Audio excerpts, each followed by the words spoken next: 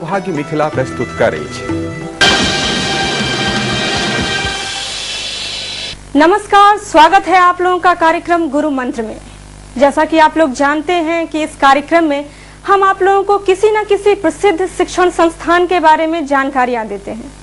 आज हम आप लोगों के लिए कुछ जानकारियां लेकर आए हैं पटना के एक ऐसे ही प्रसिद्ध शिक्षण संस्थान एलीट इंस्टीट्यूट के बारे में।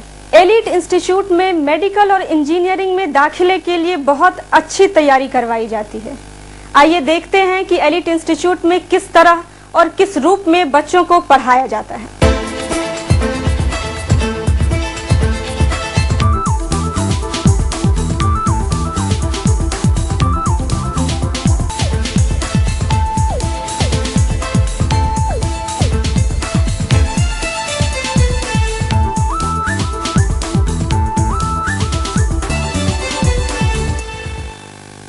पढ़ाई कर रहे हर बच्चों की आंखों में एक सपना होता है। सपना सफलता की बुलंदियों को छूने का, डॉक्टर बनने का, इंजीनियर बनने का। पर इसमें से अधिकांश बच्चों का वह सपना पूर्ण नहीं हो पाता। हालांकि इसके कई कारण हो सकते हैं, लेकिन मुख्य कारण होता है पढ़ाई की तैयारी के लिए किसी गलत शिक्षण संस्थान का चुनाव कर लेना। दरअसल वे बच्चे बड़े भाग्यशाली होते हैं जिन्हें योग्य गुरु मिलता है। इसमें भी दो राय नहीं कि पटना में कुछ गिने चुने संस्थान हैं जहां उच्च स्तरीय पढ़ाई होती है। इन्हीं में से एक है एलीट इंस्टीट्यूट। एलीट इंस्टीट्यूट पढ़ाई कर रहे ऐसे ही बच्चों के सपनों को साकार करने में जुटा हुआ है। इसी का प्रतिफल है कि प्रत्येक वर्ष यहाँ के सैकड़ों बच्चे इंजीनियरिंग और मेडिकल में चयनित होते रहे हैं। इस बार भी यहाँ के दर्जनों बच्चे इंजीनियरिंग और मेडिकल में चयनित हुए हैं। गौरतलब है कि इंजीनियरिंग और मेडिकल की प्रवेश परीक्षा में सफलता के लिए फिजिक्स की भूमिका महत्वपूर्ण होती है, जबकि एक आम भ्रांति है कि फिजिक्स एक कठिन विषय है। इस संदर्भ में एलीट इंस्टीट्यूट के डायरेक्टर अमरदीप झा गौतम कहते हैं, फिजिक्स को लेकर के जो भ्रांति समाज में हमेशा से पनपती रही कि फिजिक्स साइंस का सबसे ही टफ ब्रांच है, हमने इस भ्रांति को तोड़ने की कोशिश की है। हमारे एलीट इंस्टीट्यूट के सबसे प्रमुख स्लोगन में एक स्लोगन है, अब फिजिक्स से डरना छोड़ दो। इसके पीछे एक बहुत बड़ी बात छिपी हुई है। फिजिक्स अगर सब्जेक्ट को बहुत आसानी से समझने की कोशिश की जाए तो सबसे पहले अपने इर्द गिर्द घटनाओं को लेकर के बहुत ही अच्छा विश्लेषणात्मक अध्ययन जरूरी है। फिजिक्स के स्टडी को लेकर के जो एनालिसिस की बात पहले के शिक्षक लोग नहीं किया करते थे, हम उस चीज़ की चर्चा कर रहे हैं। सबसे बड़ी बात यह है कि फिजिक्स में मैथमेटिक्स का इतना पुरजोर मिलावट है, जिसके कारण अगर किसी स्टूडेंट का इनिशियल स्टेज में मैथमेटिक्स बहुत कमज़ोर रहा हुआ हो तो फिजिक्स पढ़ने में उसे कठिनाई महसूस होती है। एक और भी बहुत बड़ी बात यह है कि फिजिक्स के स्टडी में एनालिसिस के साथ साथ इमेजिनेशन का भी बहुत बड़ा हिस्सा आता है। हम किसी भी न्यूमेरिकल को सॉल्व करते हैं या किसी भी थ्योरी का कोई पार्ट स्टडी करते हैं तो हमारा इमेजिनेशन कितना अच्छा काम कर पाता है।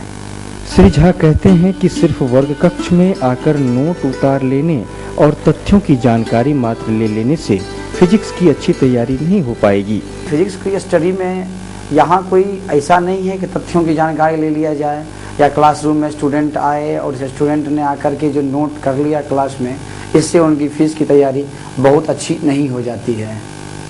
फीस की तैयारी सबसे अच्छी तब होती है जब उस पढ़े हुए तथ्यों का घर पर लगातार एनालिसिस हो।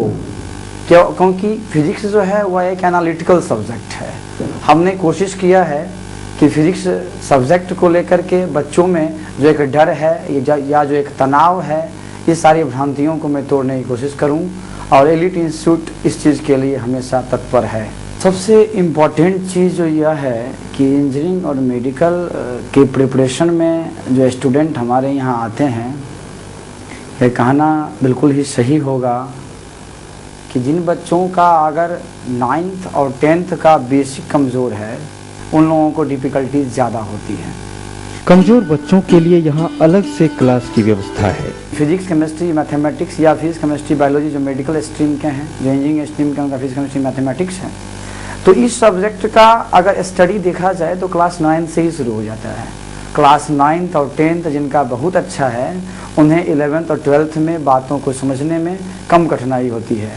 लेकिन बहुत सारे बच्चे तो ऐसे भी आते हैं तो किसी कारणवश हो सकता है उनका प्रॉपर गाइडेंस ना मिला हो 9th-10th में, या उनका अपना कोई बचपना रहा हो, उन्होंने बढ़िया से अगर स्टडी नहीं की है, अच्छे तरह से स्टडी नहीं होने के कारण उनका जो बेसिक प्रॉब्लम होता है, इसके लिए अलग से हम लोग डॉट क्लियरिंग क्लास रखते हैं।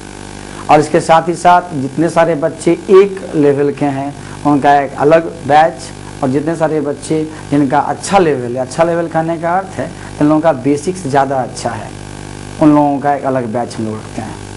और साथ ही साथ चैप्टर वाइज टेस्ट होता है। चैप्टर वाइज टेस्ट के आधार पे उनके जो अपने परफॉर्मेंस है उसको जज किया जाता है। जो बच्चे वीक होते हैं उनको प्रॉपर गाइडेंस दिया जाता है। इन सभी चीज़ों के साथ साथ हमारे यहाँ असाइनमेंट दिए जाते हैं। असाइनमेंट्स में क्या होता है कि डिफरेंट अलग अलग बुक्स के अच्छे से न्यूमेरिकल्स क्लास में सॉल्व करवाए जाते हैं, और उसमें भी किसी बच्चे को अगर प्रॉब्लम रह गया तो बच्चे अपना एक्स्ट्रा टाइम लेकर के उसको डील करते हैं, उसको सॉल्व करते हैं। इंग्लिश एक लैंग्वेज है, और हमारा ये अभी तक का इतना हम लोग प्रगतिशील नहीं हो पाए बिहार में कि हमारे बिहार बोर्ड के जो बच्चे हैं उनका इंग्लिश समृद्ध हो सके। बिहार सरकार भी प्रयासरत है इसको लेकर के, लेकिन तो भी ये दुविधा बनी हुई है। जो बच्चे 10th तक हिंदी में साइंस को, मैथ्स को सबको पढ़ के आते हैं, इंटर में आते ही सारा चीज़ इंग्लिश में उनको देखने को मिलता है। एक अलग तरह की ऊहापोह की स्थिति उनके अंदर क्रिएट होती है। इस सब से बचने का बहुत ही बेसिक तरीका यह है कि हम एक काम करें कि उस विषय वस्तु को पहले अच्छी तरह से समझें, और उसे समझने में बच्चों का अपने पर्सनल लेवल पे जा कर के हेल्प करता हूँ। क्या तो अगर बच्चों को किसी चीज़ को समझने में हिंदी में या इंग्लिश में प्रॉब्लम होती है तो एक्स्ट्रा टाइम दे करके उसको हिंदी इंग्लिश का भी है। सफलता का मूल उद्देश्य दृढ़ निश्चय और पूरा का पूरा समग्र प्रयास होता है। सफलता के लिए सबसे बड़ी चीज जो है वह है दृढ़ निश्चय। I have to do it, I have to crack IIT, I have to crack medical. हमें अगर अपने भाव में, अपने मन में, हमें सुबह शाम, हमें सांसों गति में ये चल रहा है कि मुझे करना है तो होगा ही। मेरी एक शायरी है, मैं इस शायरी को सुनाना चाहूंगा। काली बुलबुली है पस्त होना अपनी आंखों में, काली बुलबुली है पस्त होना अपनी आंखों में, अगर थोड़ी सी हिम्मत हो फिर क्या हो नहीं सकता। उभरने ही नहीं देती हमें बेमाई दिल की, उभरने ही नहीं देती हमें बेमाई दिल की, नहीं तो कौन कतरा है जो दरिया हो नहीं सकता। तो बिल्कुल पूरे मन से पुरजोर से मेहनत किया जाए और पूरी अपनी एनर्जी को लगाया जाए, सफलता सुनिश्चित है। अभिभावकों को सफलता सुनिश्चित है। अभिभावकों को सलाह देते हुए श्री झा कहते हैं, अभिभावकों को सबसे पहले इस बात का ख्याल रखना चाहिए कि जो उनके बच्चे हैं उनका अपना क्या मन है, और किस तरह की आकांक्षा को या उनका डिजायर क्या है, और कौन से रास्ते से अपने जीवन में अपना कैरियर बनाना चाहते हैं। 10th एग्ज़ाम के बाद ज़रूरी नहीं है कि हर एक बच्चा इंजीनियरिंग या मेडिकल ही क्लिक करे।